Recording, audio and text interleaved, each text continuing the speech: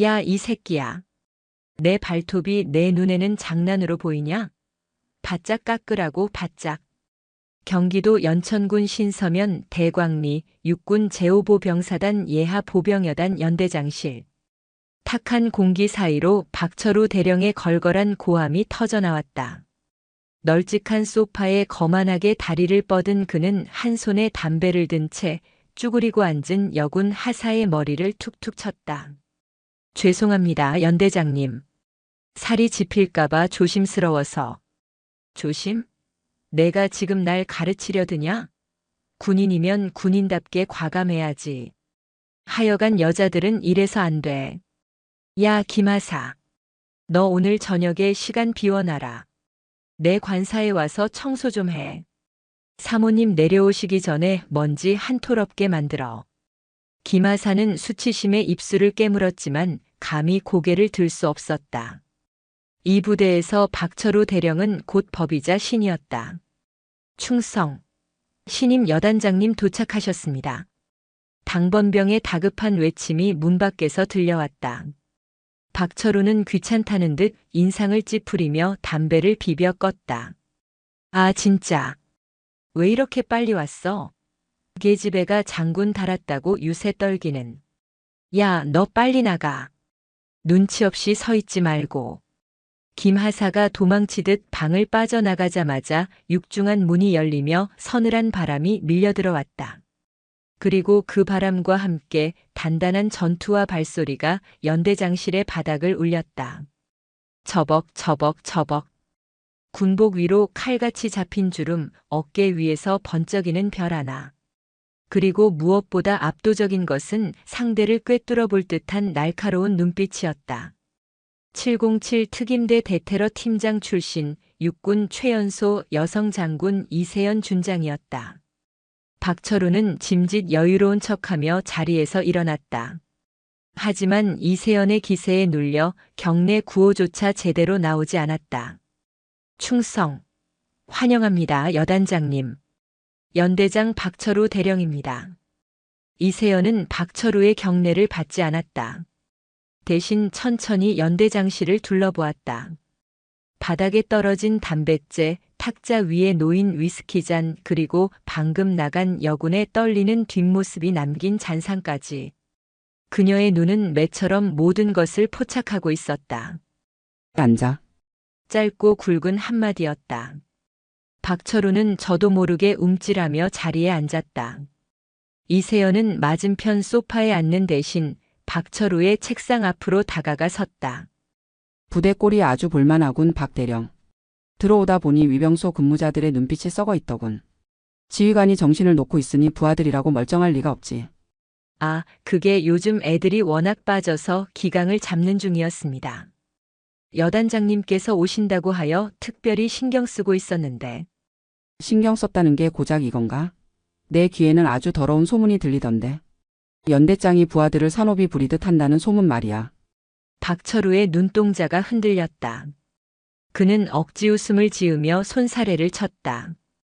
에이, 여단장님. 뜬 소문입니다. 제가 부하들을 얼마나 아끼는데요. 다 사랑의 매라고 생각하고 지도하는 겁니다.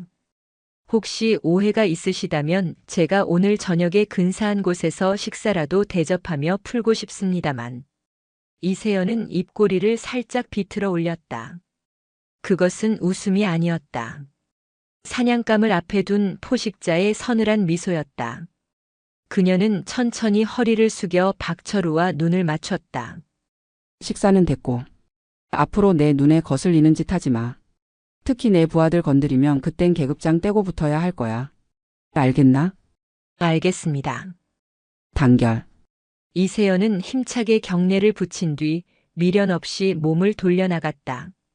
그녀가 사라진 뒤에도 연대장실에는 서늘한 긴장감이 감돌았다. 박철우는 불그락푸르락해진 얼굴로 책상을 내리쳤다. 저 건방진 년이 감히 나한테 훈계질을 해? 707 출신이면 다야? 두고 보자.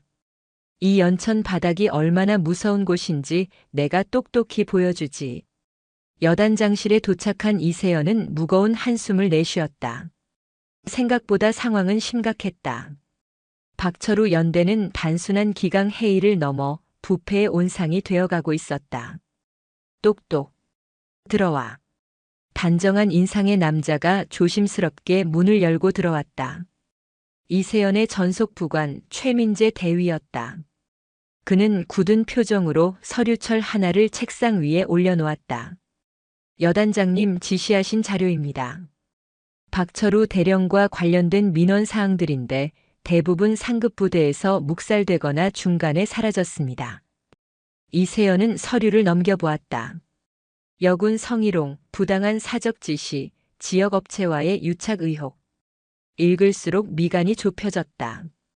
생각보다 더 쓰레기였군. 이걸 다 덮고 있었다니 윗선에도 줄을 댄 건가?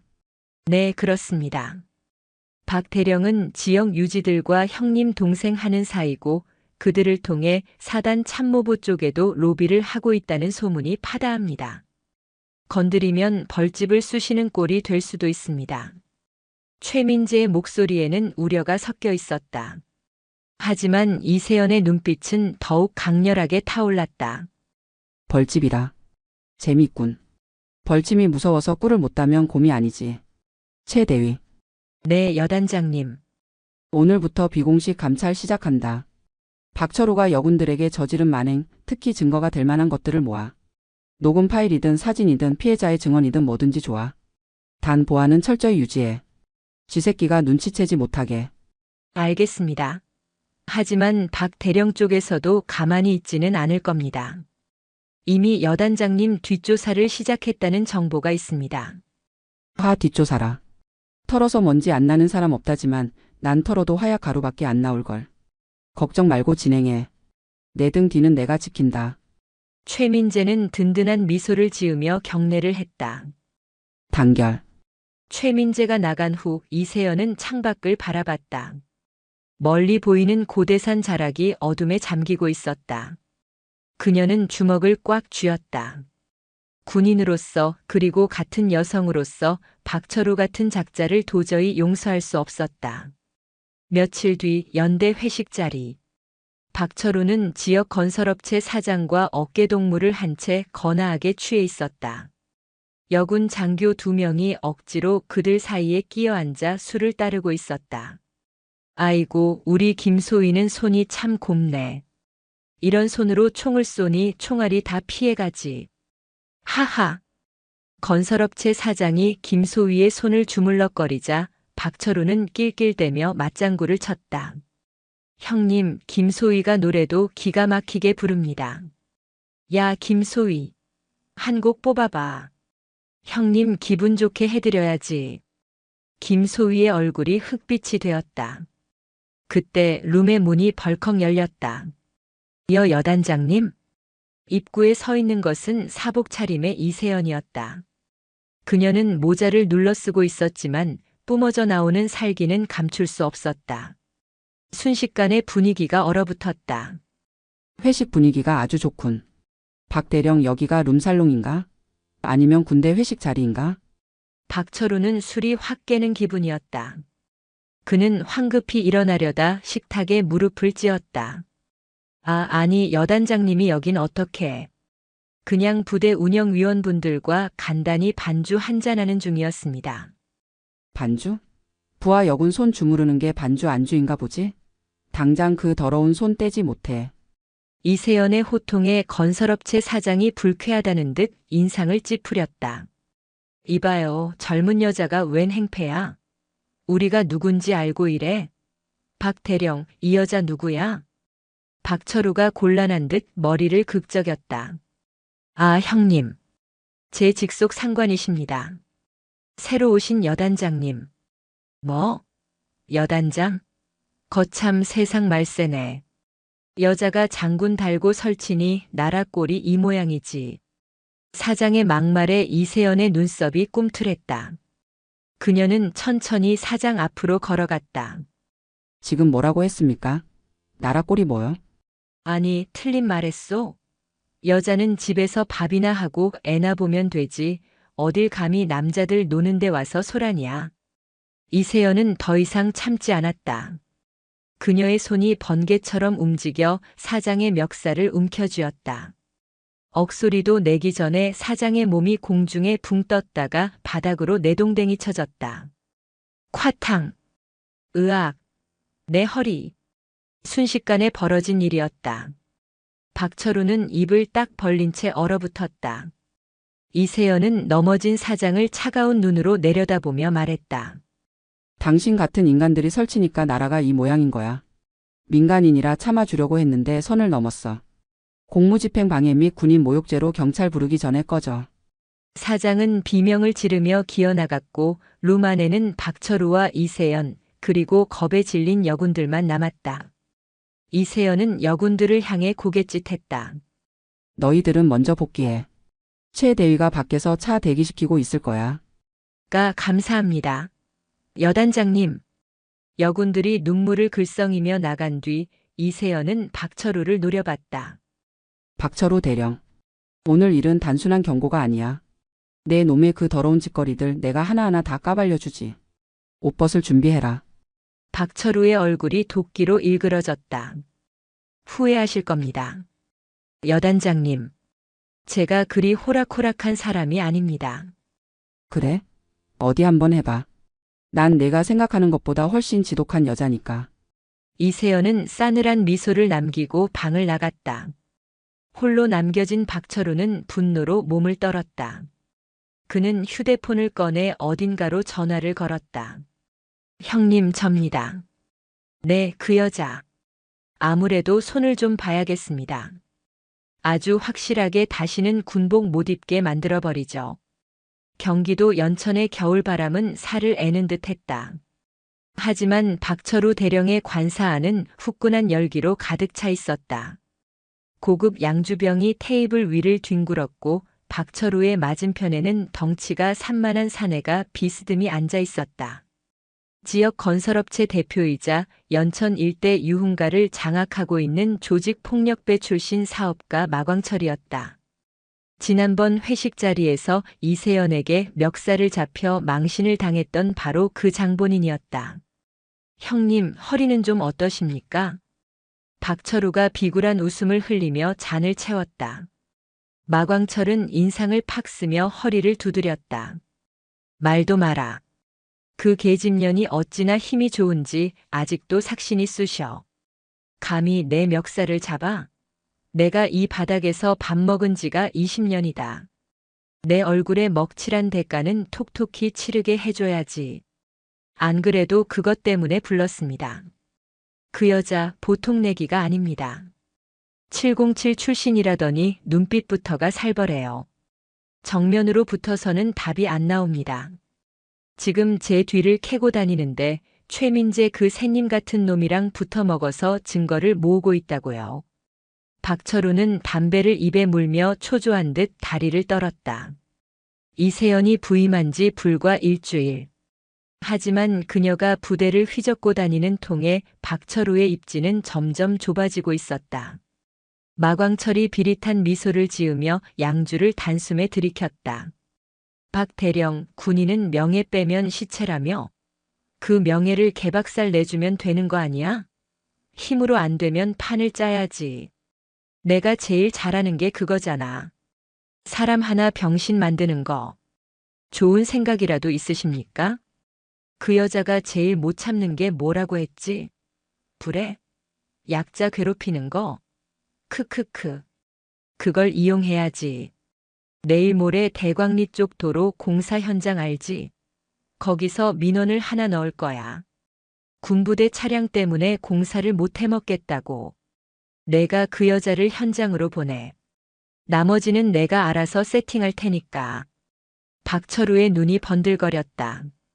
현장에서 시비라도 걸 작정이십니까? 시비는 무슨. 그냥 미친 개 한 마리가 선량한 시민을 폭행하는 그림을 만드는 거지. 요즘 세상에 스마트폰 카메라가 얼마나 무서운지 그 잘난 장군님께 가르쳐 줘야지 않겠어? 다음 날 여단 본청. 이세연은 집무실 창밖을 내려다보고 있었다. 연병장에서는 병사들이 구호를 외치며 구보를 하고 있었지만 그녀의 마음은 무겁게 가라앉아 있었다. 최민재 대위가 가져온 보고서는 절망적이었다. 죄송합니다, 여단장님. 김하사를 비롯해 피해 여군들이 진술을 거부하고 있습니다. 아무래도 박대령 쪽에서 손을 쓴 것 같습니다. 가족들 신상까지 들먹이며 협박했다는 정황이 있습니다. 이세연은 입술을 깨물었다. 분노가 치밀어 올랐지만 함부로 감정을 드러낼 수는 없었다. 그녀는 책상 위에 놓인 지휘봉을 꽉 쥐었다. 비겁한 자식들. 군복을 입은 자들이 조폭 흉내를 내고 있어. 최 대위 피해자들을 다그치지 마. 그들이 두려워하는 건 당연해. 우리가 그 두려움의 원인을 제거해주면 입은 자연스럽게 열리게 되어 있어. 하지만 물증이 없으면 상급 부대 감찰을 요청하기도 힘듭니다. 박 대령이 사단 법무참모와도 골프 회동을 자주 갖는 사이라 어설픈 증거로는 묵살될 게 뻔합니다. 그때 집무실 전화벨이 요란하게 울렸다. 작전과장이었다. 충성. 작전과장입니다. 여단장님, 대광리 도로 확장 공사 현장에서 민원이 접수되었습니다. 민간인들이 우리 부대 수송 차량의 통행을 막고 시위를 벌이고 있다고 합니다. 현장 지휘관이 통제를 못하고 있어서 상황이 심각합니다. 이세연의 미간이 좁혀졌다. 단순한 민원이라기엔 타이밍이 묘했다. 알았다. 내가 직접 가보지. 헌병대 대기시키고 최 대위는 차 대기시켜. 여단장님, 직접 가시는 건 위험할 수도 있습니다. 헌병대장을 보내시는 게. 내 부하들이 민간인들에게 둘러싸여 곤욕을 치르고 있어. 지휘관이 뒤에 숨어 있으면 누가 나를 따르겠나? 가자. 이세연은 전투모를 눌러쓰고 자리에서 일어났다. 그녀의 본능이 경고음을 울리고 있었다. 함정일지도 모른다는 예감. 하지만 707 시절부터 그녀는 호랑이 굴을 피한 적이 없었다. 호랑이를 잡으러 제 발로 들어갔을 뿐. 현장에 도착하니 상황은 아수라장이었다. 머리를 짧게 깎은 건장한 사내 수십 명이 덤프트럭으로 군용 트럭의 앞길을 막아선 채 운전병들에게 욕설을 퍼붓고 있었다. 야, 군발이 새끼들아. 니들이 먼지 날리고 다니니까 우리 농작물이 다 죽잖아. 보상해내, 보상. 어디서 눈을 부라려. 확 눈가를 파버릴라. 병사들은 당황해서 어쩔 줄 몰라 하고 있었다. 민간인을 상대로 무력을 쓸 수도 없는 노릇이었다. 이세연이 지프차에서 내리자 사내들의 시선이 일제히 그녀에게 쏠렸다. 전원 동작 그만. 지휘관 누구야? 쩌렁쩌렁한 목소리가 현장을 압도했다. 소대장인 중위 하나가 땀을 뻘뻘 흘리며 뛰어왔다. 충성. 여단장님. 죄송합니다. 저들이 막무가내로 길을 막고. 물러서 있어. 내가 이야기한다. 이세연은 시위대 맨 앞에 서 있는 사내에게 다가갔다. 험상궂은 얼굴에 문신이 가득한 사내였다. 제5보 병사단 보병여단장 이세연 준장이다. 지금 국가 안보를 위한 작전 차량의 통행을 방해하는 것은 공무집행 방해다. 당장 차 빼라. 사내는 껌을 짝짝 씹으며 이세연을 위아래로 훑어보았다. 오호, 내가 그 여자 장군이야? 아주 이쁘장하게 생겼네. 야, 군대 참 좋아졌다. 계집애가 별도 달고 말이야. 어이, 아줌마. 댁이 뭔데 차를 빼라 말아야? 우리가 낸 세금으로 밥 처먹는 주제에. 주변의 사내들이 낄낄거렸다. 이세연의 눈빛이 차갑게 가라앉았다. 말 조심해. 당신들이 낸 세금이 아깝지 않게 목숨 걸고 나라 지키는 게 우리 군인들이다. 경고하는데 지금 당장 비키지 않으면 법대로 처리하겠다. 법? 웃기지 마. 야, 밀어버려. 군인 놈들이 우리 다 죽인다. 사내가 갑자기 고함을 지르며 이세연을 향해 달려들었다. 이세연은 본능적으로 몸을 피하려 했지만 사내는 작정한 듯 이세연의 멱살을 잡고 흔들었다. 인연이 죽고 싶어? 이거나. 이세연이 사내의 손목을 비틀어 제압하려는 찰나였다. 으악! 군인이 사람 친다. 장군이 민간인 때려 죽인다. 사내가 과장되게 비명을 지르며 바닥으로 굴렀다. 그 순간 어디선가 나타난 서너 명의 사내들이 스마트폰을 들고 이 장면을 찍기 시작했다. 찍어. 다 찍어. 여단장이 힘없는 시민을 폭행하는 거 다 찍어서 인터넷에 올려. 이세연은 그제야 깨달았다. 이것은 시위가 아니었다. 철저하게 기획된 연극, 자신을 파멸시키기 위한 박철우와 마광철의 합작품이었다. 이런 쓰레기 같은. 분노가 머리끝까지 치솟았지만 이세연은 침착함을 잃지 않으려 애썼다. 지금 여기서 흥분해서 주먹이라도 휘두른다면 그것이야말로 그들이 원하는 그림이었다. 여단장님, 괜찮으십니까? 최민재가 달려와 이세연을 보호하려 했지만 이미 시위대 10여 명이 그들을 겹겹이 포위했다. 그들은 교묘하게 카메라 앵글을 조절하며 이세연을 밀치고 욕설을 퍼부었다. 내년이 707? 웃기고 있네. 어디 한번 쳐봐. 쳐보라고. 한 사내가 이세연의 얼굴에 침을 뱉었다. 뜨거운 모멸감이 뺨을 타고 흘러내렸다. 이세연의 주먹이 하얗게 질릴 정도로 꽉 쥐어졌다. 그녀의 머릿속에서 이성적인 지휘관의 자아와 적을 섬멸하는 전사의 본능이 격렬하게 충돌하고 있었다. 단결. 헌병대에서 나왔습니다. 상황은 최악으로 치달았다. 현장에 도착한 것은 경찰이 아닌 사단 헌병대였다. 그것도 박철우가 미리 손을 써둔 듯 너무나 신속하게 도착했다. 이세연 준장님, 민간인 폭행 및 가혹 행위 신고가 접수되었습니다. 동행해 주셔야겠습니다. 헌병 장교의 목소리는 딱딱했다. 주변에서는 여전히 피해자를 자처하는 사내가 바닥을 구르며 통곡하고 있었고 그 장면은 고스란히 유튜버들의 생중계 방송을 타고 있었다. 내가 폭행한 게 아니다. 저들이 먼저 멱살을 잡았고 난 방어했을 뿐이야. CCTV를 확인해 보면 알 거 아닌가. 현장에 CCTV는 없습니다. 그리고 목격자들의 진술이 일치합니다. 여단장님께서 먼저 욕설을 하고 폭력을 행사하셨다고요. 이세연은 기가 찼다. 목격자라는 것들도 전부 마광철의 부하들이었다. 박철우가 시킨 건가? 군의 헌병이 진실을 밝힐 생각은 안 하고 짜고 치는 고스톱에 장단을 맞춰? 말씀 조심하십시오. 절차대로 하는 겁니다. 이세연은 더 이상 저항하지 않았다. 지금 여기서 헌병들과 몸싸움이라도 벌인다면 하극상이나 공무집행 방해라는 죄목이 추가될 뿐이었다. 그녀는 자신의 군복 상의를 매무새 있게 고쳐 입고 헌병차에 올랐다. 차창 밖으로 박철우의 승용차가 스쳐 지나갔다. 뒷좌석에 앉은 박철우가 창문을 내리고 이세연을 보며 입모양으로 속삭였다. 잘 가라 이세연. 비열한 미소가 그의 얼굴에 번졌다. 사단 헌병대 조사실. 회색빛 벽으로 둘러싸인 좁은 방은 숨이 막힐 듯 답답했다. 이세연은 5시간째 같은 질문을 받고 있었다. 준장님 다시 묻겠습니다. 피해자 마동수 씨의 멱살을 잡고 넘어뜨려 전치 3주의 상해를 입히셨습니까? 아니라고 100번 말했다. 그자가 내게 달려들었고 난 뿌리쳤을 뿐이야. 그놈들이 찍은 영상 원본을 분석해봐. 분명 교묘하게 편집된 걸 알 수 있을 테니까. 영상 전문가들이 분석 중입니다만 현재로서는 폭행 정황이 뚜렷합니다. 게다가 인터넷 여론이 아주 안 좋습니다. 갑질 여장군, 민간인 폭행으로 실시간 검색어 1위입니다. 헌병 수사관은 태블릿 PC를 내밀었다.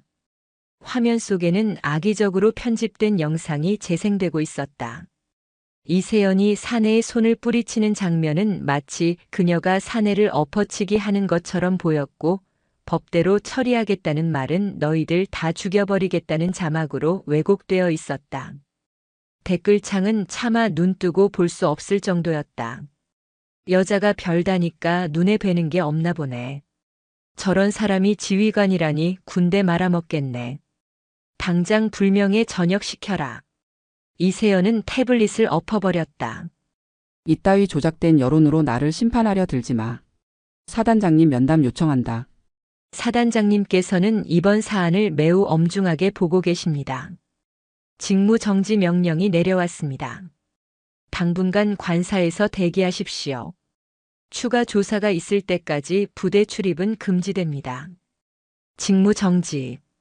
군인에게 사형 선고나 다름없었다. 이세연은 허탈한 웃음을 터뜨렸다. 박철우가 판 함정은 생각보다 깊고 치밀했다. 법과 여론, 그리고 군 내부의 절차까지 완벽하게 이용했다. 관사로 돌아온 이세연은 불 꺼진 거실에 홀로 앉아 있었다. 제복을 벗고 트레이닝복으로 갈아입었지만 가슴속의 답답함은 사라지지 않았다. 창밖에는 그녀를 감시하는 헌병 초병들이 서성이고 있었다. 그때 뒷문 쪽에서 인기척이 들렸다. 누구냐? 어둠 속에서 익숙한 목소리가 들렸다. 저입니다, 여단장님. 최민재입니다. 최민재가 검은색 배낭을 메고 조심스럽게 들어왔다. 그는 감시병들의 눈을 피해 뒷담을 넘은 모양이었다. 그의 얼굴은 흑투성이었지만 눈빛만은 살아있었다. 죄송합니다. 제가 좀 더 확실하게 모셨어야 했는데. 내 잘못 아니야?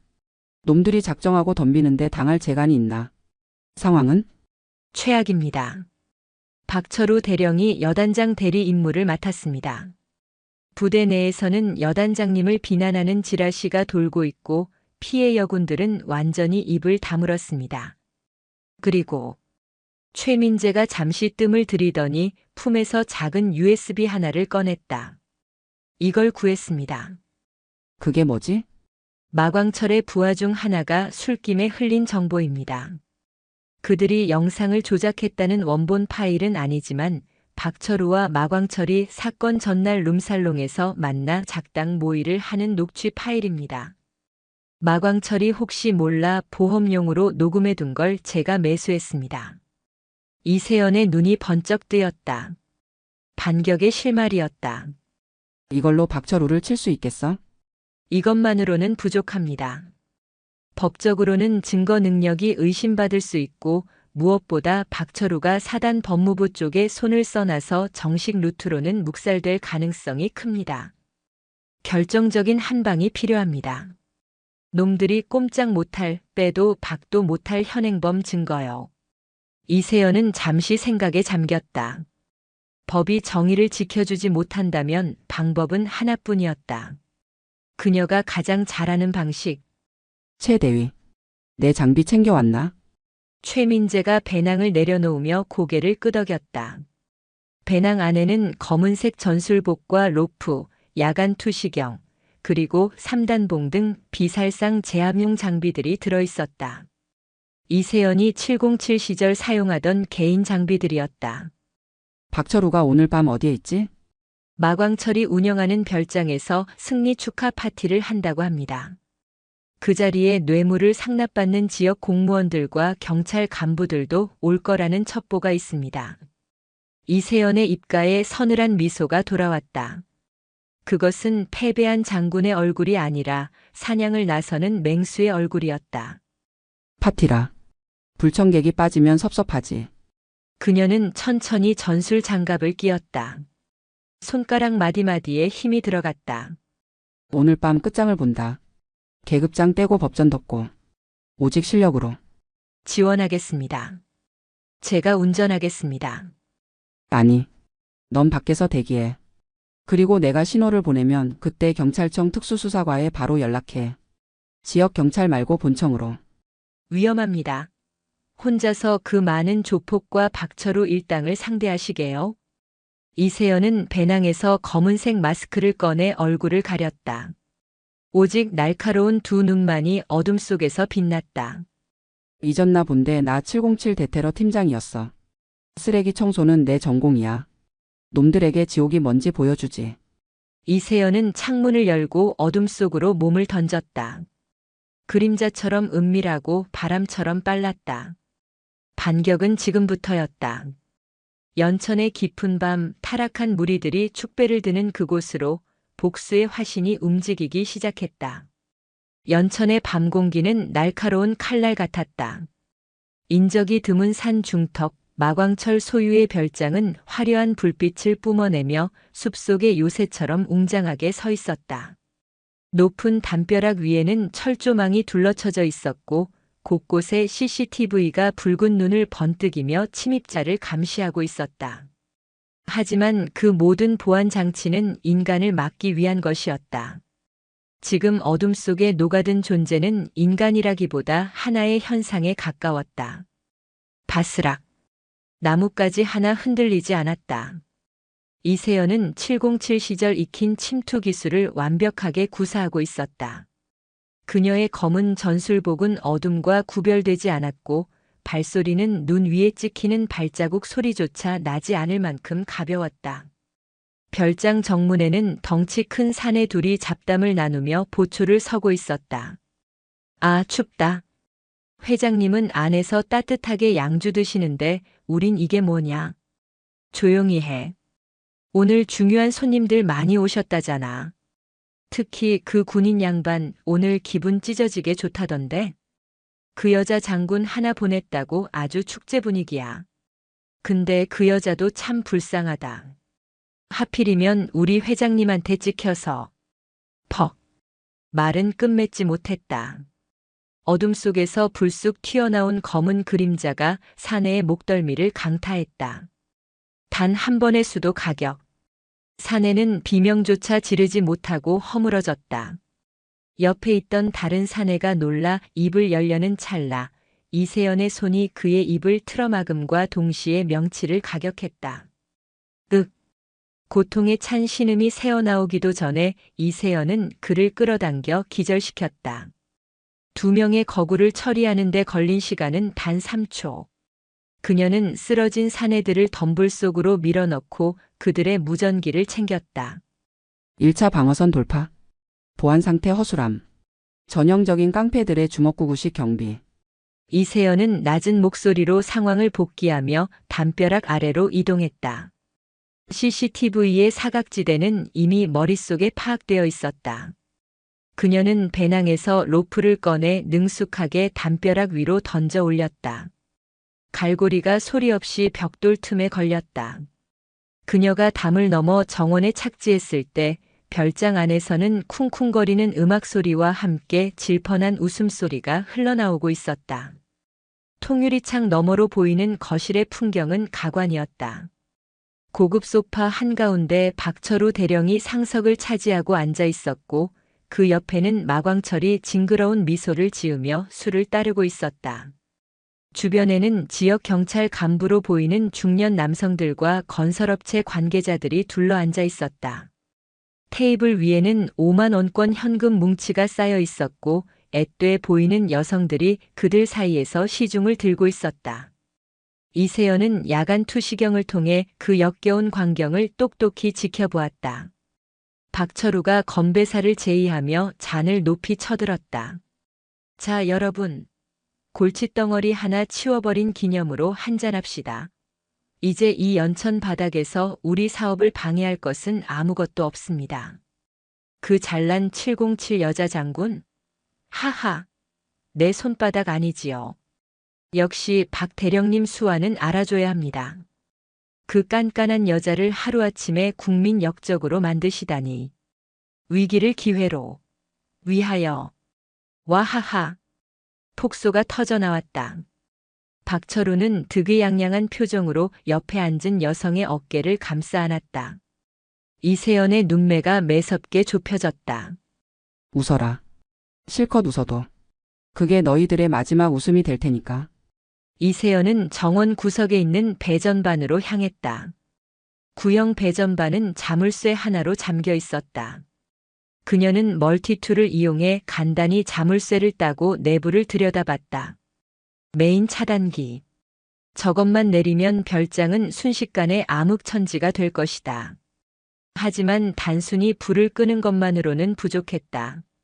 놈들이 공포를 느끼게 해야 했다. 자신이 누구를 건드렸는지 뼈저리게 후회하게 만들어야 했다. 그녀는 배낭에서 소형 카메라를 꺼내 거실이 잘 보이는 나무 위에 설치했다. 증거 확보는 필수였다. 박철우가 뇌물을 받고 민간업자와 유착하여 범죄를 모의하는 현장. 이것이야말로 놈의 숨통을 끊어놓을 결정적인 한방이었다. 준비는 끝났다. 이세연은 3단봉을 꺼내쥐었다. 촤라락. 금속성 소음과 함께 검은 봉이 길게 뽑혀 나왔다. 그녀는 숨을 깊게 들이마시고 차가운 겨울 공기를 폐부 깊숙이 채웠다. 작전명 심판. 그녀의 손이 배전반의 차단기 손잡이를 잡았다. 딸깍. 순간 별장을 환하게 비추던 모든 불빛이 일시에 꺼졌다. 음악 소리도 뚝 끊겼다. 뭐야? 정전인가? 야, 누구 없어? 불이 왜 나가? 거실 안에서 당황한 목소리들이 터져 나왔다. 칠흑 같은 어둠이 별장을 집어삼켰다. 그리고 그 어둠 속에서 이세연이 움직이기 시작했다. 현관문이 아닌 2층 테라스 창문을 통해 그녀는 소리 없이 내부로 진입했다. 그녀의 발이 대리석 바닥에 닿는 순간 공기의 흐름이 바뀌었다. 이제 이곳은 파티장이 아니었다. 그녀의 사냥터였다. 후레쉬 켜. 비상발전기 안 돌아가냐? 마광철의 고함이 들려왔다. 조직원들이 휴대폰 조명을 켜고 우왕좌왕하는 사이 2층 난간에 선 이세연은 그들을 내려다보며 나직하게 의조렸다. 쇼는 끝났다. 아! 어둠 속에서 첫 번째 비명이 터졌다. 1층 복도 끝에서 경비를 서던 조직원이었다. 휴대폰 불빛이 허공을 빙글빙글 돌더니 바닥에 떨어졌다. 뭐야? 무슨 일이야? 마광철이 깨진 술병을 들고 소리쳤다. 누가 있습니다. 복도 쪽에 의악. 또다시 비명. 이번에는 뼈가 부러지는 둔탁한 파열음이 섞여 있었다. 조직원들은 공포에 질려 서로의 등을 맞댔다. 휴대폰 불빛들이 어지럽게 춤을 추며 허공을 갈랐다. 그때 번개 같은 그림자가 2층 난간에서 1층으로 뛰어내렸다. 쿵 소리도 없이 착지한 그림자는 가장 가까이 있던 덩치의 정강이를 걷어찼다. 끄악! 덩치가 고꾸라지자마자 그림자는 회전하며 3단봉으로 옆에 있던 놈의 손목을 가격했다.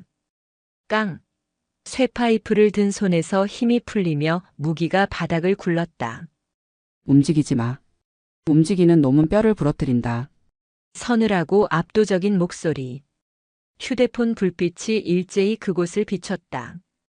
빛 속에 드러난 것은 검은 마스크를 쓰고 3단봉을 든 이세연이었다. 박철우가 기겁하며 뒷걸음질 쳤다. 이 이세연? 내가 여길 어떻게 해? 저 전연잡아. 뭐하고 있어? 쪽수가 몇 명인데. 마광철의 고함에 조직원 10여 명이 일제히 달려들었다. 야구 방망이와 회칼, 깨진 병을 든 살벌한 기세였다. 좁은 거실은 순식간에 난투극 장소로 변했다. 하지만 그들은 몰랐다. 707 특임대 대테러 팀장이 좁은 실내 공간에서 얼마나 치명적인지. 이세연은 달려드는 놈의 주먹을 고개만 까딱해 피한 뒤 3단봉 끝으로 놈의 명치를 찔러 넣었다. 헉소리와 함께 놈이 쓰러지자 그녀는 그 반동을 이용해 뒤에서 칼을 휘두르는 놈의 턱을 팔꿈치로 올려쳤다. 퍽! 이 하나가 튀어나가며 놈이 나뒹굴었다. 이세연의 움직임은 춤을 추듯 유려했고 기계처럼 정확했다. 불필요한 동작은 단 하나도 없었다. 관절, 급소, 무게중심. 그녀는 상대의 약점을 본능적으로 타격했다. 이 독한 년이. 마광철의 오른팔인 행동대장이 회칼을 들고 덤벼들었다. 그는 꽤 싸움을 해본 놈인 듯 날카롭게 찔러왔다. 이세연은 뒤로 물러나며 칼날을 피하다가 테이블을 짚고 몸을 날려 양발로 놈의 가슴팍을 걷어찼다. 와장창. 행동대장은 장식장으로 처박히며 유리 파편을 뒤집어 썼다. 이세연은 숨 돌릴 틈도 없이 바닥에 떨어진 쟁반을 집어들어 옆에서 덤비는 놈의 머리통을 후려쳤다. 굉음과 함께 놈이 기절했다. 불과 5분도 지나지 않아 거실 바닥은 신음하는 깡패들로 가득 찼다. 서 있는 사람은 오직 이세연뿐이었다. 그녀는 거친 숨을 내쉬며 흐트러진 머리카락을 쓸어 넘겼다. 다음. 그녀의 시선이 구석에 몰린 박철우와 마광철을 향했다. 마광철은 부들부들 떨며 품에서 무언가를 꺼내려 했다. 잭나이프였다. 오지 마. 오면 쑤셔버린다. 마광철이 칼을 허공에 휘저었다. 이세연은 코웃음을 쳤다. 조폭 보스라는 작자가 칼 쓰는 폼이 그게 뭐냐. 동네 양아치도 너보단 낫겠다. 닥쳐. 죽여버릴 거야. 마광철이 악을 쓰며 달려들었다. 이세연은 피하지 않았다. 놈이 칼을 내찌르는 순간 그녀는 번개같이 놈의 손목을 낚아채 반대 방향으로 꺾어버렸다. 우두둑. 끄아악. 끔찍한 비명이 별장을 울렸다. 칼이 힘없이 떨어졌다. 이세연은 마광철의 멱살을 잡아 들어 올린 뒤 그대로 바닥에 매다 꽂았다. 쿵. 육중한 몸뚱이가 바닥에 처박히자 마광철은 거품을 물고 기절해버렸다. 이제 남은 건 박철우 하나였다. 박철우는 공포에 질려 주저앉은 채 엉금엉금 뒤로 물러났다. 그의 바지가 축축하게 젖어들고 있었다. 살려줘. 이준장. 아니, 여단장님. 내가 잘못했어. 잠깐 미쳤었나 봐. 한 번만 봐줘. 내가 가진 돈 다 줄게. 응? 이세연은 천천히 박철우에게 다가갔다. 그녀의 그림자가 박철우를 완전히 덮었다. 그녀는 마스크를 벗어 던졌다. 땀에 젖은 얼굴이었지만 눈빛만은 형형하게 빛나고 있었다. 돈? 내가 횡령한 국방비? 아니면 뇌물로 받은 그 더러운 돈? 아니야. 내가 다 자수할게. 제발 때리지만 마. 나 연대장이잖아. 우리 같은 편이잖아. 같은 편? 웃기지 마. 이세연은 박철우의 멱살을 잡고 그를 질질 끌고 갔다. 거실 테이블 위에는 아까 그녀가 던져놓은 소형 카메라가 붉은 불빛을 깜빡이며 돌아가고 있었다. 박철우. 넌 군인으로서의 명예도 지휘관으로서의 자격도 아닌 인간으로서의 최소한의 도리도 버렸다. 내 입으로 뱉어. 여군들에게 무슨 짓을 했는지. 마광철이랑 짜고 나를 어떻게 함정에 빠뜨렸는지. 지금 이 카메라 앞에서 하나도 빠짐없이 자백해. 그걸 말하면 난 끝이야. 감옥 간다고. 말 안 하면 내 손에 죽을 수도 있어. 선택해. 감옥이냐 지옥이냐. 이세연이 삼단봉을 높이 치켜들었다. 박철우는 히익 소리를 내며 머리를 감싸 쥐었다. 말할게. 다 말할게. 내가 김하사 협박했어. 마광철 시켜서 민원 조작하고 영상 편집해서 인터넷에 올리라고 했어. 사단 참모한테 뇌물 주고 징계 막아달라고 했어. 다 내가 한 짓이야. 박철우는 본물 터지듯 죄를 쏟아냈다. 비굴하고 추악한 자백이었다. 이세연은 그 모든 과정을 냉정하게 기록했다. 그때 멀리서 사이렌 소리가 들려오기 시작했다. 이세연은 삼단봉을 접어 허리춤에 꽂았다. 창밖을 보니 붉고 푸른 경광등이 산길을 따라 올라오고 있었다. 최민재가 부른 경찰청 특수수사과였다. 박철우. 넌 이제 끝났다. 옷 벗을 준비하라고 했지? 이제 그 더러운 군복 벗고 제수복 입을 차례다. 박철우는 바닥에 엎드려 통곡했다. 이세연은 쓰러진 깡패들과 울부짖는 박철우를 뒤로하고 당당하게 현관문을 열고 나갔다. 차가운 밤 공기가 뜨겁게 달아오른 몸을 식혀주었다. 하늘에는 별이 쏟아질 듯 빛나고 있었다. 그것은 마치 정의가 승리했음을 축하하는 듯 했다. 하지만 이세연은 알았다. 이것이 끝이 아님을. 아직 부대 내에 박철우의 잔재들이 남아있을 것이고 무너진 기강을 바로 세우는 것은 더 힘든 싸움이 될 것임을. 하지만 상관없었다. 그녀는 이세연이니까. 707이 낳은 최고의 전사 그리고 열쇠 부대의 자랑스러운 지휘관이니까. 저 멀리서 최민재 대위가 경찰들과 함께 뛰어오는 모습이 보였다. 이세연은 희미한 미소를 지었다. 임무 완수. 그녀의 입에서 나온 짧은 한마디가 하얀 입김이 되어 밤하늘로 흩어졌다. 새벽에 여명이 밝아오고 있었지만 경찰청 특수수사과 조사실의 공기는 한겨울의 밤보다 차가웠다. 철제 책상 하나를 사이에 두고 마주 앉은 박철우 대령은 넋이 나간 사람처럼 보였다. 불과 몇 시간 전만 해도 별장에서 왕처럼 군림하던 그의 모습은 온데간데 없었다. 헝클어진 머리, 찢어진 셔츠, 그리고 손목에 채워진 차가운 수감만이 그의 현재 처지를 말해주고 있었다. 박철우 씨, 묵비권 행사한다고 해결될 일이 아닙니다. 베테랑 수사관이 서류 뭉치를 책상 위에 툭 던졌다. 이게 뭔지 아십니까? 당신이 마광철과 모의했던 내용이 담긴 녹취록, 그리고 어젯밤 별장에서 당신 입으로 직접 자백한 영상 파일의 분석 결과입니다. 강압에 의한 자백이라고 주장하고 싶겠지만 영상 속 당신 표정은 공포보다는 체념에 가깝더군요. 그리고 무엇보다 별장 금고에서 나온 이중장부. 뇌물수수 내역이 아주 꼼꼼하게도 적혀 있더군요. 박철우의 눈동자가 파르르 떨렸다. 그건 함정이야. 이세연 그 여자가 판 함정이라고. 군인이 민간인 별장에 무단 침입해서 폭력을 휘둘렀어. 그건 왜 수사 안 해? 수사관은 피식 웃음을 터뜨렸다. 현행범 체포를 위한 긴급 피난이었습니다. 그리고 당신들이 먼저 흉기를 들고 덤비지 않았습니까? 정당방위 요건도 충분합니다. 아, 그리고 이거 한번 보시죠. 수사관이 벽에 걸린 텔레비전을 켰다. 아침 뉴스가 흘러나오고 있었다. 속보입니다. 육군 장성이 민간인을 폭행했다는 논란의 영상이 조작된 것으로 밝혀졌습니다. 경찰은 해당 영상이 조직 폭력배들에 의해 악의적으로 편집되었으며 실제로는 해당 장성이 폭력배들의 위협으로부터 자신을 방어하는 과정이었음을 확인했습니다.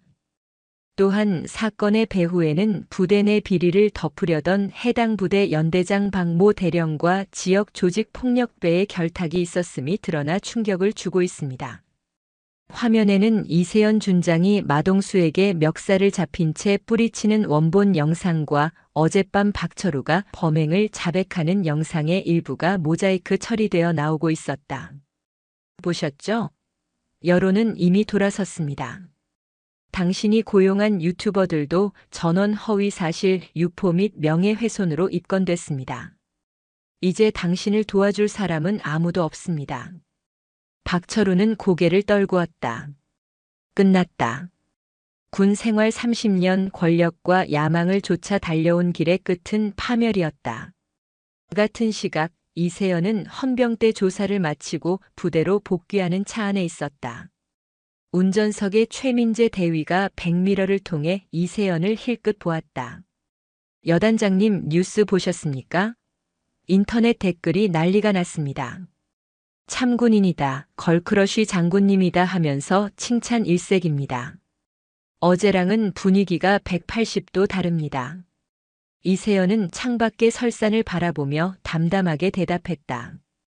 여론이란 건 바람 같은 거야. 언제든 방향을 바꾸지. 중요한 건 진실이 밝혀졌다는 것뿐이다. 그나저나 김하사를 비롯한 피해자들은 네. 경찰과 군 검찰에서 신변 보호 조치를 취했습니다. 박철우가 구속되자마자 용기를 내서 진술을 시작했다고 합니다. 그동안 겪었던 성희롱과 가혹 행위들 낱낱이 밝혀질 겁니다. 다행이군. 하지만 아직 끝난 게 아니야. 썩은 살을 도려냈으면 새살이 돋게 해야지. 지프차가 위병소를 통과했다. 어제까지만 해도 이세연을 보며 수군거리고 눈치를 살피던 위병소 근무자들의 눈빛이 달라져 있었다. 그들은 차가 들어오자마자 발을 구르며 힘차게 거수 경례를 올렸다. 충성, 여단장님, 고생하셨습니다. 그들의 목소리에는 진심 어린 존경이 담겨 있었다. 이세연은 차창을 내리고 그들에게 짧게 고개를 끄덕여 주었다. 수고해라. 여단 본청 앞에 도착하자 참모들이 도열해 있었다. 그 중에는 박철우의 눈치를 보며 이세연을 따돌렸던 작전 참모와 군수 참모도 섞여 있었다. 그들은 안절부절 못하며 이세연의 눈을 피했다.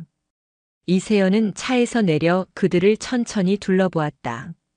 차가운 겨울 바람보다 더 매서운 침묵이 흘렀다. 전 참모 회의실로 집합. 5분 준다. 그녀의 명령은 짧고 단호했다. 참모들은 허둥지둥 회의실로 뛰어갔다. 이세연은 전투복 상의를 매만지며 최민재에게 말했다. 최 대위. 감찰부장 오라고 해. 오늘부로 우리 여단 대대적인 내부 감사가 시작될 거니까.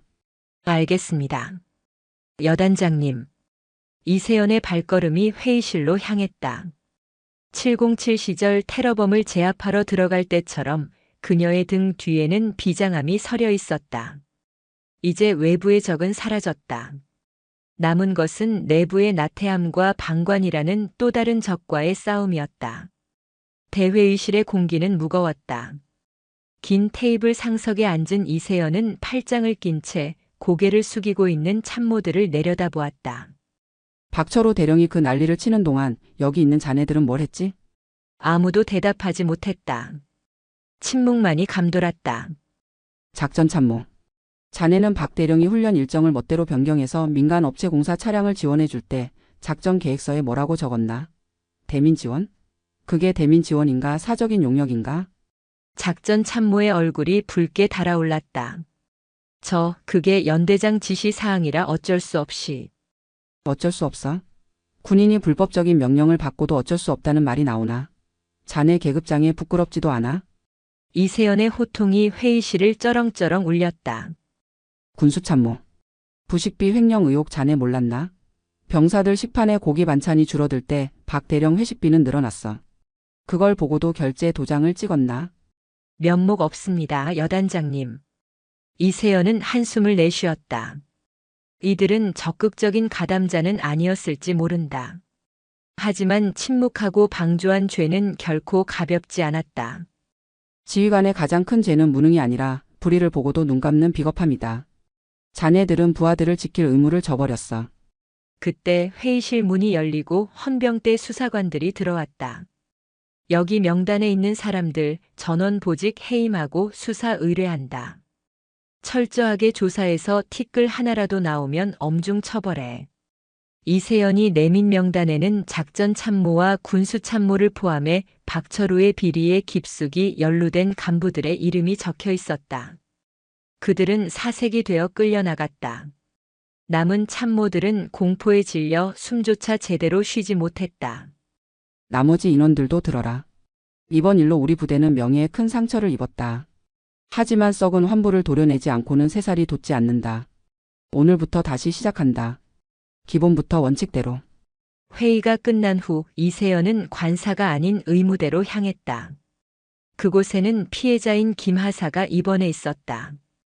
극심한 스트레스로 인해 탈진 증세를 보였던 그녀였다.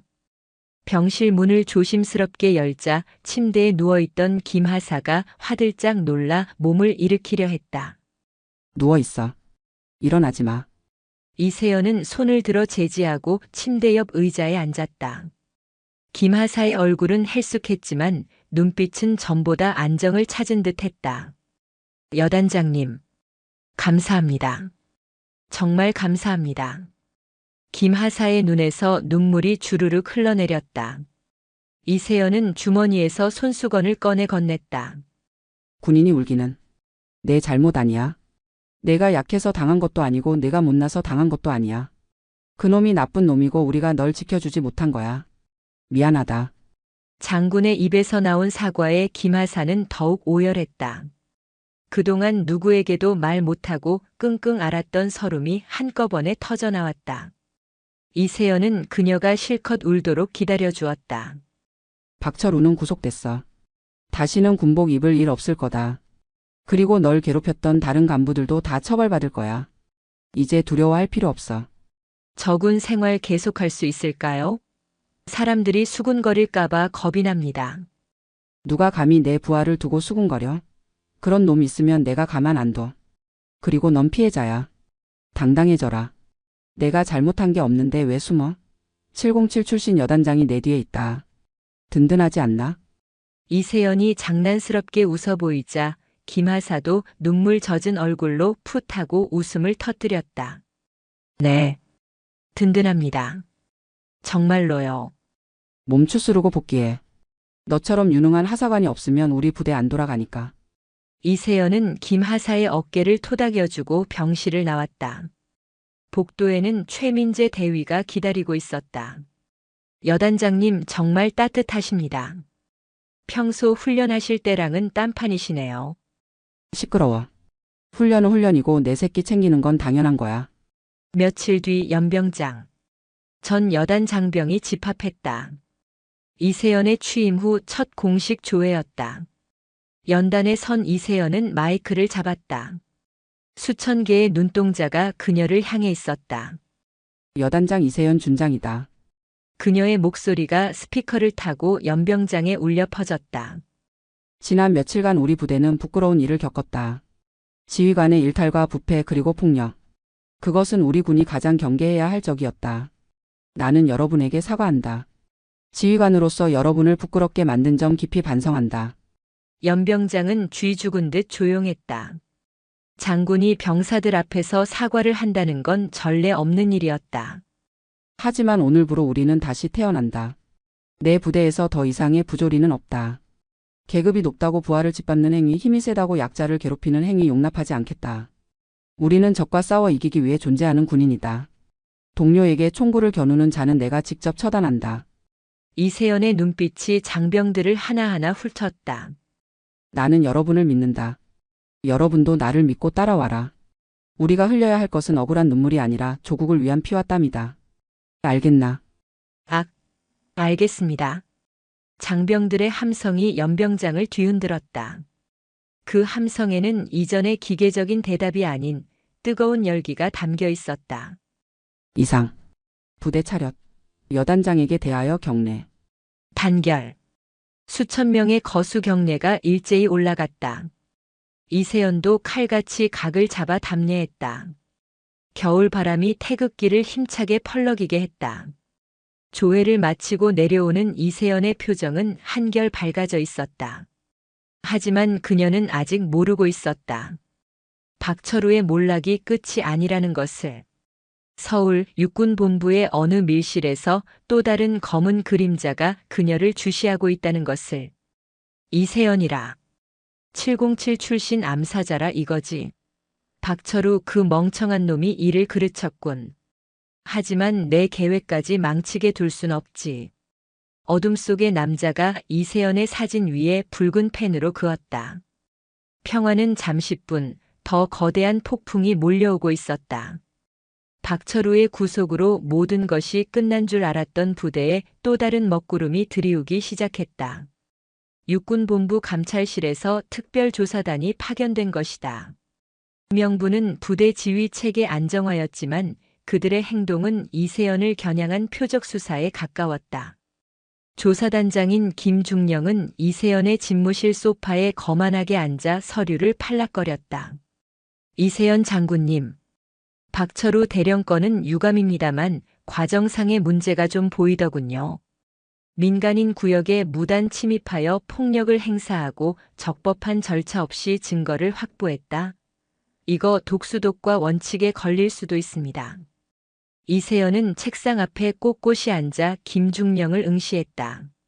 그래서 내가 범죄자를 잡은 게 잘못됐다는 건가? 아니면 범죄자가 잡힌 게 불편한 분들이 있다는 건가? 김중령의 눈썹이 꿈틀했다. 말씀이 지나치십니다. 저희는 원칙을 이야기하는 겁니다.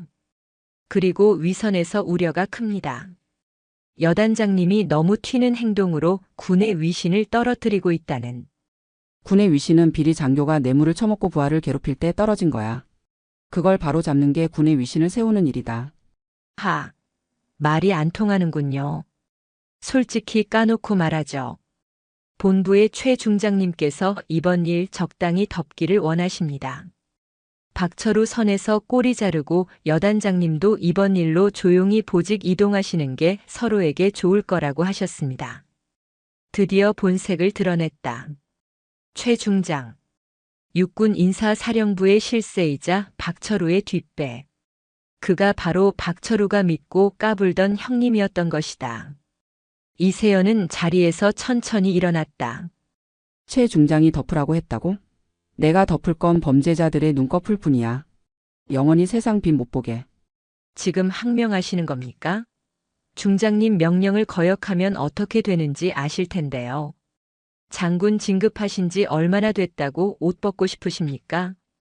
김중령이 협박조로 나왔다. 하지만 이세연은 콧방귀를 뀌었다. 그녀는 책상 서랍에서 두툼한 서류 봉투 하나를 꺼내 김중령 앞에 던졌다.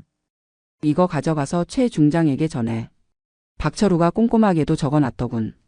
매달 상납한 뇌물 액수랑 최 중장이 박철우에게 청탁한 인사 비리 명단까지. 김중령이 봉투를 열어 내용을 확인하더니 사색이 되었다. 그것은 박철우의 별장 금고에서 나온 비밀 장부의 사본이었다. 이걸 어떻게 해? 원본은 이미 내가 신뢰하는 헌병 병과장과 국방부 조사본부장에게 직접 전달했다. 지금쯤 최 중장 집무실에도 수사관들이 들이닥쳤겠군. 자네도 공범으로 엮이기 싫으면 지금 당장 내 방에서 나가. 가서 자네 살 길이나 찾아. 김중령의 손이 부들부들 떨렸다. 그는 서류를 챙길 생각도 못하고 허둥지둥 집무실을 뛰쳐나갔다. 잠시 후 최민재 대위가 들어왔다. 그의 표정은 상기되어 있었다. 여단장님, 뉴스 보셨습니까? 국방부에서 긴급 브리핑을 했습니다. 육군 고위 장성들이 연루된 대규모 방산 비리와 인사청탁 혐의를 포착하고 전면 수사에 착수했다고 합니다. 최 중장 이름도 거론되고 있습니다. 이세연은 창밖을 바라보며 옅은 미소를 지었다. 호랑이를 잡으려면 굴에 들어가야 하고 썩은 나무를 베려면 뿌리까지 파내야지. 박철우는 가지였을 뿐이야. 이제야 진짜 몸통이 드러나는군. 정말 대단하십니다. 어떻게 그 짧은 시간에 본부까지 움직이셨습니까? 707 시절 인맥이 좀 있잖아. 내가 현장에서 구른 게 몇 년인데. 나를 아끼던 선배들이 이제는 다들 한 자리씩 하고 있거든. 그분들은 진짜 군인들이야. 이런 쓰레기들을 청소할 명분만 기다리고 계셨지. 이세연은 벽에 걸린 태극기를 바라보았다. 최 대위. 이제 장애물은 없다. 본격적으로 부대 정상화 시작한다. 훈련 계획 다시 짜고 병영시설 전수 조사해.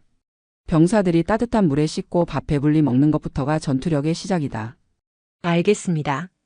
단결. 며칠 뒤 육군본부 인사위원회. 최 중장은 수갑을 찬 채로 끌려 나왔다. 포승줄에 묶인 그의 모습은 초라하기 그지없었다. 기자들의 카메라 플래시가 쉴 새 없이 터졌다. 중장님, 뇌물수수 혐의 인정하십니까? 박철우 대령과 어떤 관계입니까? 최 중장은 아무 말도 하지 못한 채 고개를 숙이고 호송차에 올랐다. 그 모습을 텔레비전으로 지켜보던 연천의 여단 장병들은 환호성을 질렀다. 와, 진짜 다 잡혀가네. 우리 여단장님 진짜 짱이다. 707의 전설이라더니 빈말이 아니었어.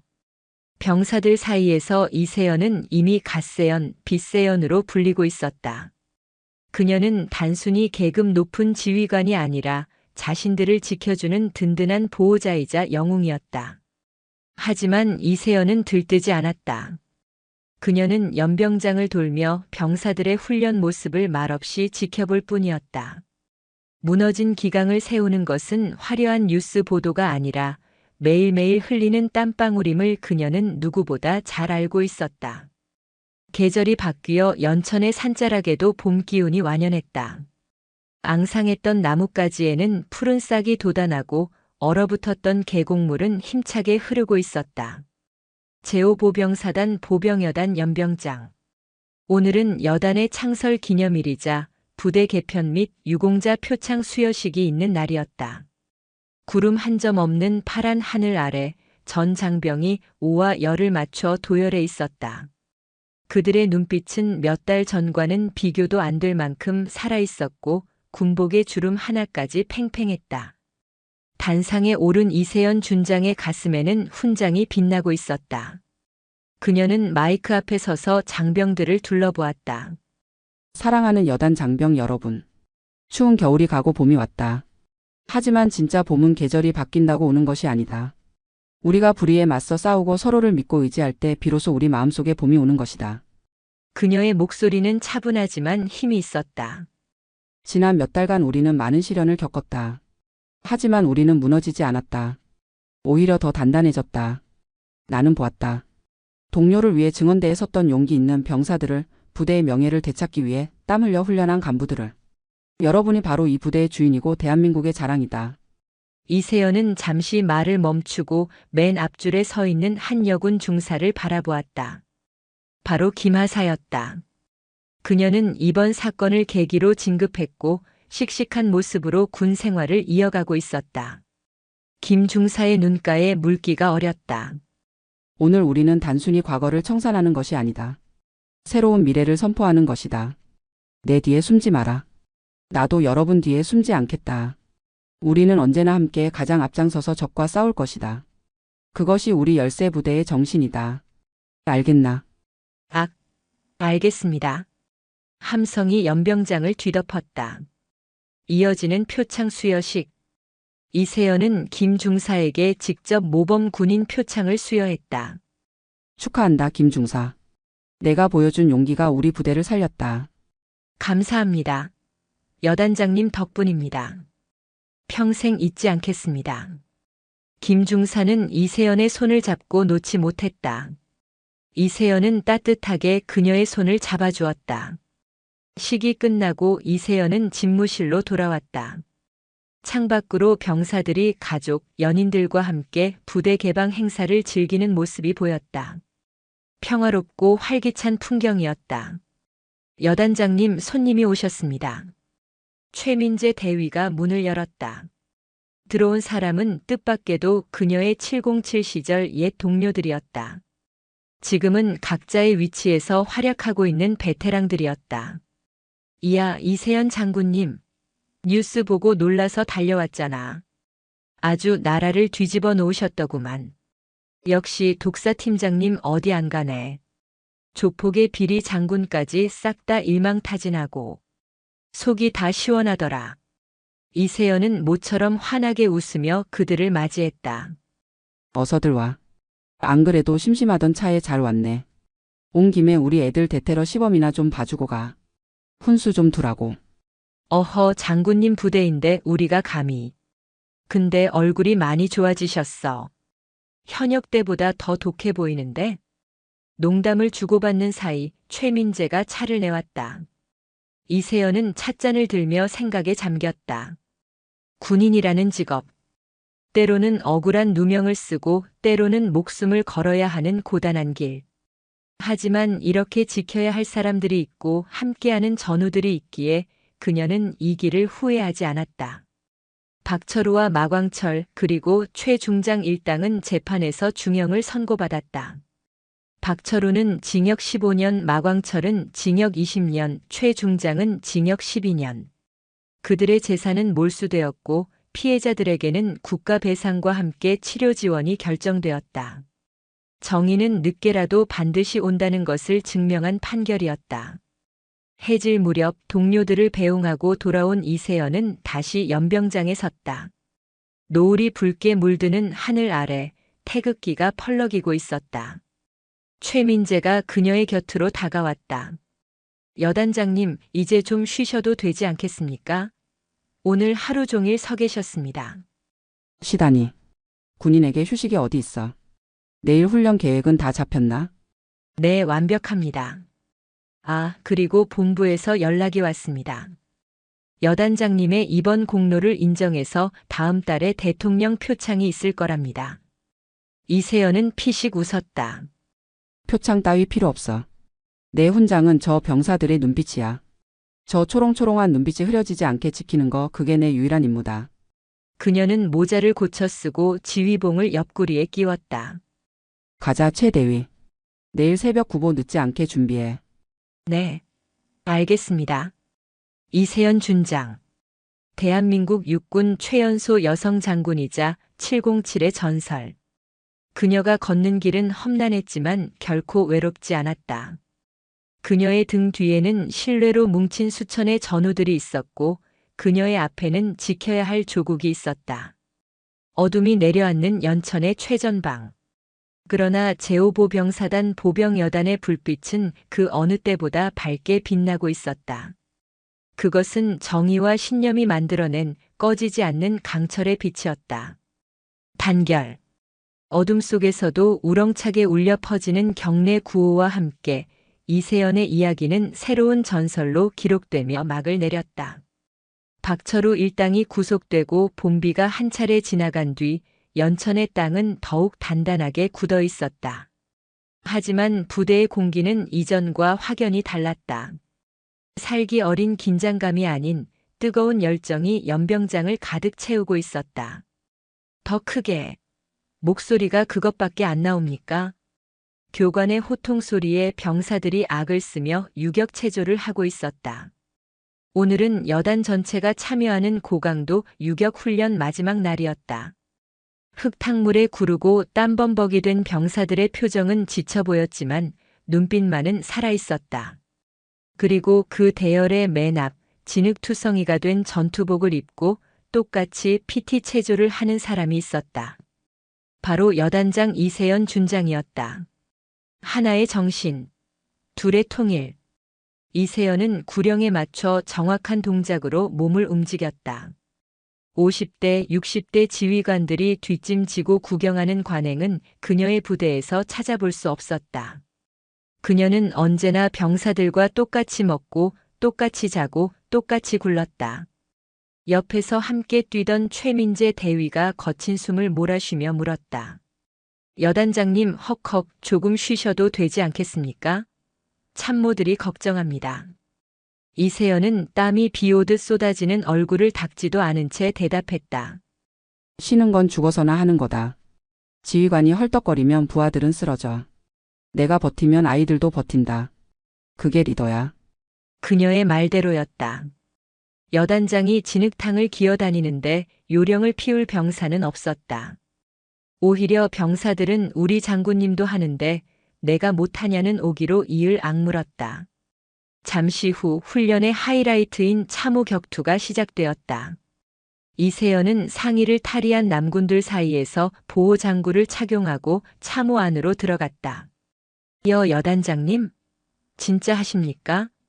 상대 팀 병사들이 당황해서 쭈뼛거렸다. 감히 장군의 몸에 손을 댈 수 없었기 때문이다.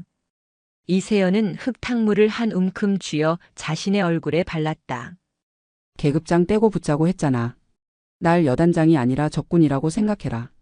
날 못 넘기면 너희는 전장에서 죽는 거야. 덤벼. 그녀의 호령에 덩치 큰 상병 하나가 용기를 내어 달려들었다. 하지만 이세연은 707 시절 익힌 유도 기술로 상병의 힘을 역이용해 가볍게 진흙탕으로 메어치기를 해버렸다. 철퍽. 으악. 다음. 순식간에 병사 셋이 이세연의 손에 나가떨어졌다. 그제야 병사들의 눈에 불이 붙었다. 봐주는 것 따위는 없었다. 그들은 짐승처럼 엉겨붙었고 이세연 역시 그들과 뒤엉켜 진흙탕을 뒹굴었다. 한바탕 격렬한 몸싸움이 끝나고 참호 밖으로 나온 이세연은 진흙 귀신 꼴이었다. 하지만 그녀의 얼굴에는 그 어느 때보다 환한 미소가 걸려 있었다. 아이고 허리야. 역시 현역병들 힘은 못 당해내겠네. 아까 나 발로 찬 녀석 누구야? 아주 발차기가 야무지더구만. 죄송합니다. 일병 강동수입니다. 겁에 질린 병사에게 이세연은 다가가 어깨를 두드려 주었다. 죄송하긴. 적의 급소를 정확히 노렸어. 아주 훌륭해. 포상 휴가증 하나 끊어주지. 감사합니다. 주변에서 환호성이 터져 나왔다. 그 모습을 지켜보던 김중사 수건과 물을 들고 다가왔다. 그녀의 표정은 예전의 주눅든 모습이 아니라 당당하고 활기찼다. 여단장님 수고하셨습니다. 여기 물 드십시오. 고맙다. 김중사 너도 다음엔 같이 들어와. 707 후배로 키워줄 테니까. 에이, 저는 사격으로 하겠습니다. 몸싸움은 여단장님 못 이겨요. 김 중사의 농담에 이세연이 껄껄 웃었다. 그날 저녁 훈련을 마친 부대는 막걸리 파티를 열었다. 이세연은 병사들 사이를 돌아다니며 일일이 잔을 채워주었다. 고생했다. 너희들이 흘린 이 땀방울이 박철우가 남긴 오욕을 씻어내는 거다. 우리는 말로만 강한 군대가 아니라 진짜 강한 군대가 되는 거야. 병사들의 눈가가 촉촉해졌다. 그들은 이제 알았다. 자신들의 지휘관이 단순히 비리를 척결한 영웅일 뿐만 아니라 자신들과 함께 피와 땀을 나누는 진정한 전우라는 사실을. 밤하늘에 별이 총총히 박혀 있었다. 이세연은 막걸리 사발을 비우며 생각했다. 땀냄새 나는 이 전장이 화려한 서울의 사무실보다 100배는 더 향기롭다고. 평화롭던 여단의 소란이인 것은 주말 오후였다. 위병소 앞이 시끌시끌하더니 화려한 옷차림의 중년 여성과 변호사로 보이는 양복쟁이들이 들이닥쳤다. 구속된 박철우 전 연대장의 아내와 그의 변호인단이었다. 이세연 나오라고 해. 내 남편을 감옥에 쳐놓고 발 뻗고 잠이 오니? 우리가 누군지 알아? 박철우의 아내는 위병소 근무자들에게 삿대질하며 행패를 부리고 있었다. 보고를 받은 이세연은 집무실에서 서류를 보던 중이었다. 그녀는 미간을 찌푸리며 자리에서 일어났다. 최 대위. 들여보내. 하지만 여단장님, 분위기가 심상치 않습니다. 험한 꼴 보실 수도 있습니다. 피한다고 해결될 일 아니야. 짖는 개는 몽둥이가 약이라지만 때로는 눈빛만으로도 제압해야 할 때가 있지. 접견실에 들어선 박철우의 아내는 이세연을 보자마자 핸드백을 집어 던질 기세로 달려들었다. 내가 그 잘난 이세연이야? 같은 여자끼리 너무한 거 아니니?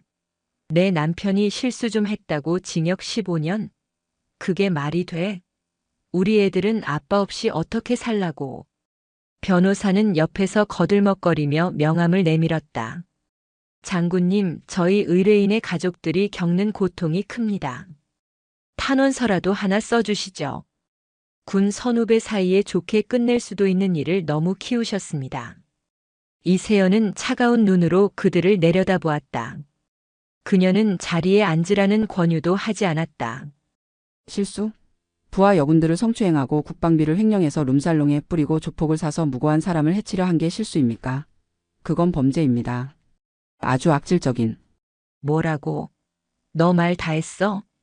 우리 남편이 이 부대에 쏟은 정성이 얼만데. 정성이 아니라 탐욕이었겠죠. 그리고 아이들 걱정을 하셨습니까? 박철우 대령에게 괴롭힘 당했던 김 중사는 누군가의 귀한 딸이 아닙니까? 그 부모님의 피눈물은 생각 안 해보셨습니까?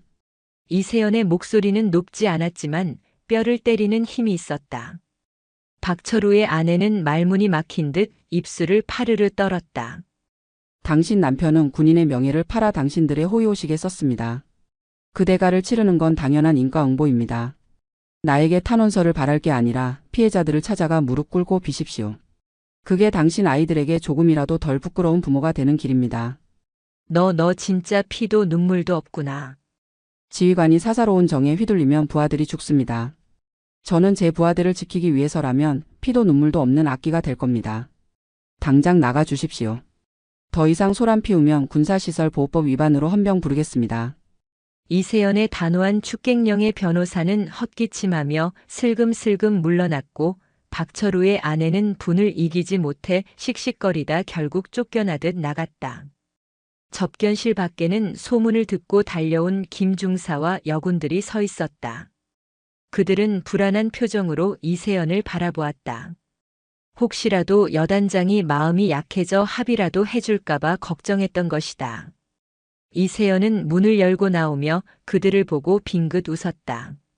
왜들 그러고 서 있어? 밥 먹으러 안 가?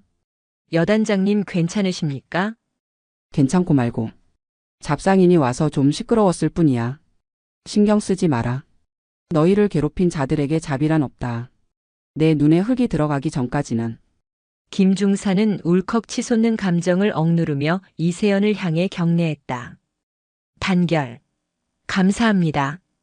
이세연은 그들의 경례를 받으며 생각했다. 용서는 피해자의 몫이지 제3자인 자신이 왈가왈부할 영역이 아니라고. 그녀가 할 일은 오직 하나, 다시는 그런 악인이 이 신성한 부대에 발붙이지 못하게 철벽을 치는 것뿐이었다. 어느덧 해가 뉘엿뉘엿 저물고 있었다. 이세연은 홀로 최전방 GOP 초소를 순찰하고 있었다. 철책선 너머로 북녘의 산들이 검게 물들어가고 있었다. 차가운 밤바람이 그녀의 옷깃을 파고들었지만 그녀는 미동도 하지 않고 어둠을 응시했다. 뚜벅뚜벅. 뒤에서 발소리가 들렸다. 최민재 대위였다. 그는 손에 따뜻한 커피 2잔을 들고 있었다. 여단장님 여기 계셨습니까? 커피 1잔 하십시오. 고맙네. 잠이 안 와서. 이세연은 종이컵을 받아들고 하얀 김을 불었다. 요즘 본부에서 스카우트 제의가 많다고 들었습니다.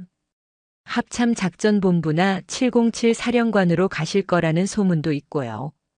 정말 가실 겁니까? 최민재의 목소리에 아쉬움이 묻어났다. 이세연은 그만큼 능력을 인정받았고 더 높은 곳으로 비상할 날개가 달려 있었다. 하지만 이세연은 씁쓸한 미소를 지으며 고개를 저었다. 글쎄, 별이 많아지면 어깨만 무거워지지. 나는 여기가 좋다. 흙먼지 날리고 땀 냄새 나는 야전이 내 체질이야. 그래도 여단장님 같은 분이 군 수뇌부에 가셔야 군이 더 바뀌지 않겠습니까? 최 대위. 내가 박철호를 잡으면서 느낀 게 뭔지 아나? 위에서 명령만 내리는 사람은 밑바닥에 썩은 물을 못 본다는 거야. 내가 707에 있을 때 가장 강했던 순간은 내 팀원들과 등을 맞대고 현장에 있었을 때다. 이세연은 철책선을 어루만졌다. 차가운 금속의 감촉이 손끝에 전해졌다. 나는 아직 할 일이 남았어. 우리 부대원들 전역할 때 적어도 군 생활이 부끄럽지 않았다는 기억 하나쯤은 심어주고 싶다. 우리 부대는 똥별이 아니라 진짜 군인이 지휘했다는 자부심. 그거 하나면 좋게. 최민재는 묵묵히 이세연의 옆모습을 바라보았다. 작고 다부진 체구지만 그 어떤 거인보다 커 보이는 등이었다. 그는 이 사람이 있는 한 대한민국 육군은 아직 희망이 있다고 확신했다. 그리고 나 가면 자네 심심해서 어떻게 살래?